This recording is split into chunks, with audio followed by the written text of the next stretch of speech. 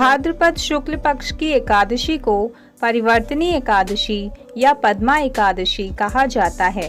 इस दिन भगवान विष्णु के वामन अवतार की पूजा की जाती है और इसी एकादशी को वामन जयंती के रूप में भी मनाया जाता है।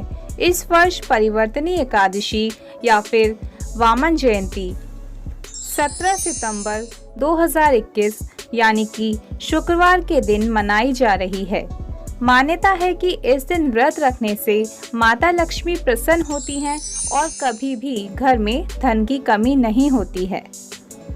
भगवान विष्णु देवशयनी एकादशी से योग निद्रा में चले जाते हैं और एकादशी के दिन वे करवट बदलते हैं। करवट बदलने से भगवान विष्णु का स्थान परिवर्तन होता है, इसलिए इसे परिवर्तनी एकादशी कहा जाता है। इस दिन व्रत और पूजा का विशेष महत्व है। जो भक्त परिवर्तनी एकादशी का व्रत रखते हैं और वामन अवतार की विधि पूर्वक पूजा करते हैं, उन्हें वाजपेय यज्ञ का फल मिलता है। अनजाने में किए गए पाप नष्ट होते हैं और मृत्यु के बाद मोक्ष की प्राप्ति होती है। भागवत कथा के अनुसार भगवान विष्णु ने इंद्र का देवलोक में अधिकार पुनः स्थापित करने के लिए यह अवतार लिया। देवलोक असुर राज दैत्य बलि ने हड़प लिया था। बलि विरोचन के पुत्र तथा प्रहलाद के पौत्र थे और एक दयालु असुर राजा के रूप में जाने जाते थे। यह भी कहा जाता है कि अपनी तपस्या तथा ताकत के माध्यम से बलि ने त्रिलोक पर आधिपत्य हासिल कर लिया था। वामन एक बौने ब्राह्मण के वेश में बलि के पास गए और उनसे अपने रहने के लिए 3 पग के बराबर भूमि देने का आग्रह किया। उनके हाथ में एक लकड़ी का छाता था। गुरु शुक्राचार्य के चेताने के बावजूद बलि ने वामन को वचन दे डाला।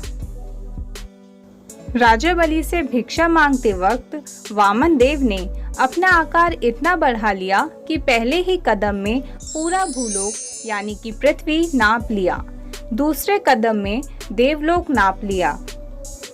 इसके पश्चात ब्रह्मा जी ने अपने कमंडल के जल से वामन देव जी के पांव धोए।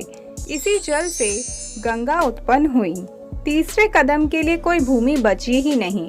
वचन के पक्के बलि ने तब वामन को तीसरा कदम रखने के लिए अपना सिर प्रस्तुत कर दिया। वामन बलि की वचनबद्धता से अति प्रसन्न हुए। चूंकि बलि के दादा प्रहलाद विष्णु के परम भक्त थे, वामन ने बलि को पाताल लोक देने का निश्चय किया और अपना तीसरा कदम बलि के सिर पर रखा, जिसके फल स्वरूप बलि पाताल लोक में पहुंच गए। पौराणिक कथा के अनुसार वामन देव जी ने बलि के सिर पर अपना पैर रखकर उनको अमरत्व प्रदान कर दिया। साथ ही राजा को महाबली की उपाधि प्रदान की, क्योंकि बलि ने अपनी धर्मपरायणता तथा वचनबद्धता के कारण अपने आप को महात्मा साबित कर दिया था। भगवान विष्णु ने महाबली को आध्यात्मिक आकाश जाने की अनुमति दे दी, जहां उनका अपने सतोगुणी दादा प्रहलाद तथा अन्य दैवीय आत्माओं से मिलन हुआ।